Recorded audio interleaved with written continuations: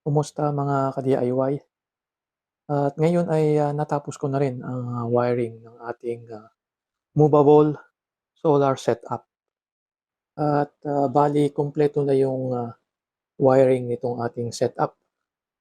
At eto dito tayo sa may ating, solar charge controller. Bale dumaan lang 'yan sa likod, ta's nasa likod lahat ng mga wires natin. Bale yung ating panel, itong, positive and negative, 'yan yung, kulay gray, pumunta 'yan sa labas. Bale ginamitan ko lang muna ng, 5, 100 watt na naka-series. Bale meron tayo diyang 500 watts, kaya lang ang ating panahon dito ay, laging cloudy. Ayan. At bale yung ating panels ay ipapakita ko. Nandito sa labas, bale, nakatayo lang 'yan. Kaya meron tayo diyang 5 na naka-series connection at pumasok lang 'yan dun sa side. Yun na yung gray na wire natin. Bale, yun palang setup kong isa dito. Yung nasa previous na video ko, yung meron tayo dong isang setup din dun na meron tayong, 200 ampere hour na battery. Bale 24 volt setup yun, na meron tayong, 3 kilowatt na inverter. Bale meron lang tayo yung white na wire, yun yung pumasok dito sa ating ano, dito sa room na ito. Kaya ano, diyan muna temporary ko lang na ipinasok muna diyan.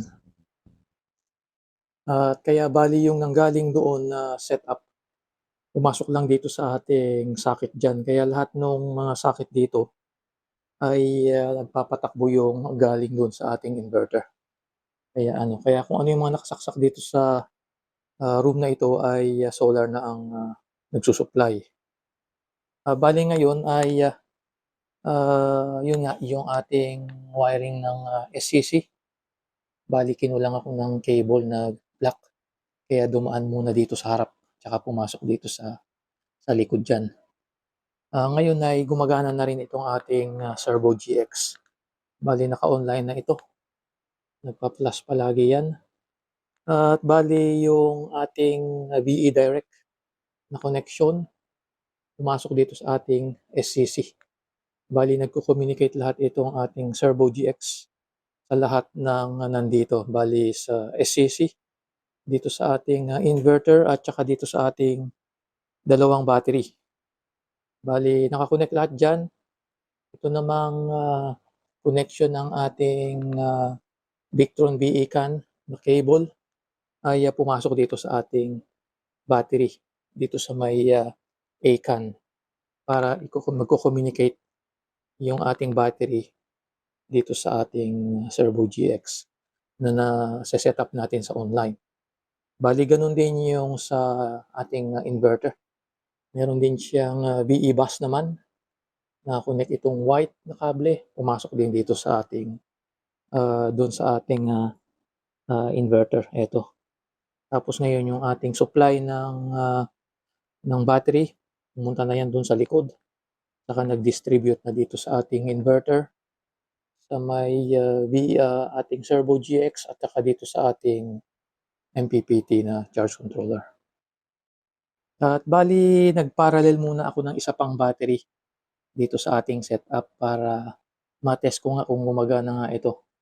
Kaya ano, kaya tsaka finu-fully charge ko 'tong dalawa bago ko i-disconnect itong isa. Bale ngayon ay, 'yan naka-connect nga din yung ating, itong ating, BMS CAN dito sa ating, Servo GX.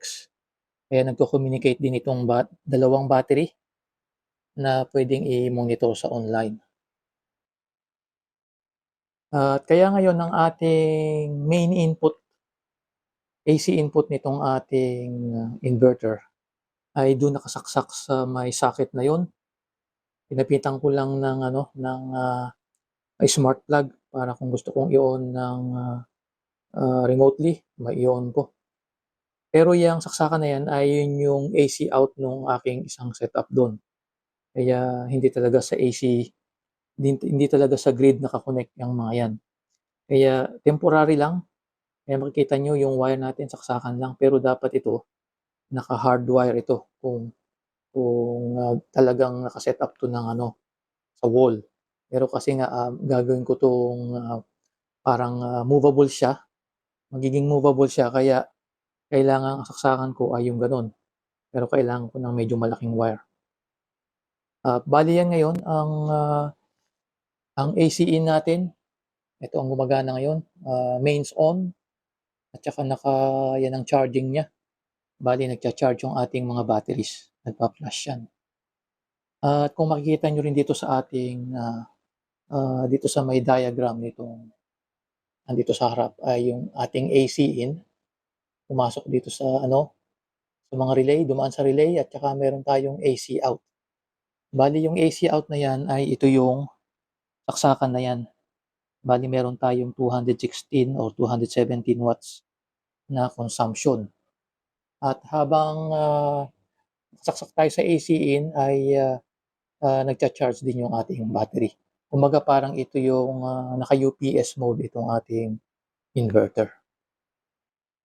At saka dito sa kabila pala gumamit lang din ako ng, smart plug. Nakasaksak lang dito yung aking, electric fan. At ito ngayon ipapakita ko yung, sa display na natin. Bale naka-connect tayo ngayon sa ating, dito sa ating Servo GX. Bale yan ngayon ang, makikita natin sa display. Meron tayo ditong galing sa grid na 410 watts. Bale diretso sa load. Bale yung load natin ay 200 watts at meron tayo ditong, 217. Yan ang ating, kino-consume.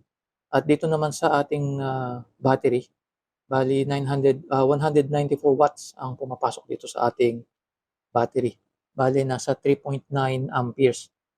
Nilimit ko lang muna yung charging current nitong ating, battery na nanggagaling sa grid dahil, cloudy nga ay baka biglang, malobat yung ating battery dun. Kaya adjustable yung ating, charging current, pati na rin yung sa grid. Ma-a-adjust din natin yung current na maximum na papasok para hindi ma-overload yung ating inverter dun. At kaya ngayon ay, ita-try natin yung, UPS mode nito kung gumagana nga. Bale ang gagawin ko lang ay papatayin ko yung, main in. Bale yung AC-in natin, halimbawa naka-connect tayo sa grid, nawalan ng kuryente, kaya meron tayo ditong, 216 watts o 217. Kaya ang gagawin ko lang ay i-o-off ko yung ating, AC-in. Bale ito yun. Bale, naka-mains on tayo. Ang mangyayari niyan 'pag pinatay ko ay gagana yung ating inverter. Kaya narinig niyo naman yung gumagana yung ating, dehumidifier. Kaya ayan, papatayin ko lang ito. Ayan, kung maririnig ninyo ay, lumipat na yung ating, transfer switch sa inverter na. Naka-inverter mode na ito ngayon. Bale hindi na ito naka-disconnect tayo ngayon sa mains in. At kaya ngayon ay makikita na natin dito sa ating VRM or yung Victron Remote Monitoring na yung AC input natin ay, nag-stop na. Wala na tayong, pumapasok na ano diyan na voltage. Kaya ngayon ang nangyayari ay discharging na ang ating battery. Kaya kung makikita ninyo ay, nagne-negative 218 watts, ibig sabihin dini-discharge na yung battery papunta dun sa ating load. Bale yan kaya ang consumption pa rin ay nasa 217 watts. At bale hinihintay ko lang yung, in-order kong mga panels na 4 na 550 watts. Bale, yun yung ikakabit ko dito at, sigurado niyan ay, hahanapan ko pa ng, posisyon o saan ko ilalagay diyan sa labas. At yan lang muna ang ating update mga ka-DIY at, subscribe. Maraming salamat.